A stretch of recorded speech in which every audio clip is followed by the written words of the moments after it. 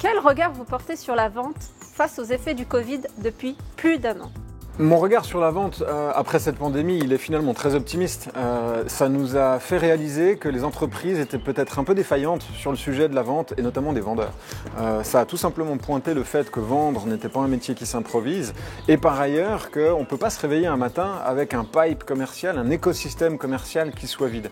Et si la pandémie a été un levier pour que les entreprises conscientisent l'importance d'avoir de bons vendeurs et en même temps une activité commerciale qui soit en permanence animée, alors je trouve que c'est une excellente nouvelle.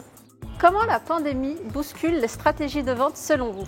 Vous savez, je ne suis pas persuadé que la pandémie bouscule grand-chose finalement. C'est surtout une vertu, celle de faire le tri. Je vous donne un exemple. Aujourd'hui, une entreprise qui se fait prospecter, dans le top 1 des meilleures raisons pour lesquelles elle pourrait ne pas vous recevoir en tant que vendeur, il y a les mesures sanitaires. On ne peut pas vous recevoir à cause du Covid, là où avant, on entendait j'ai pas de budget, j'ai déjà un fournisseur ou on n'a pas de besoin.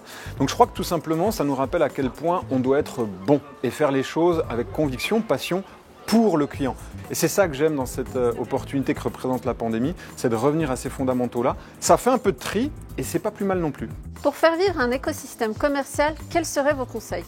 Oui, bien entendu, des conseils j'en ai. Concrètement, déjà pour le chef d'entreprise, c'est de s'assurer qu'il a de bons vendeurs, des vendeurs compétents et qualifiés. Et puis pour celui qui serait plutôt entrepreneur, solopreneur par exemple, c'est de se former à ces techniques-là. La vente est un métier à part entière.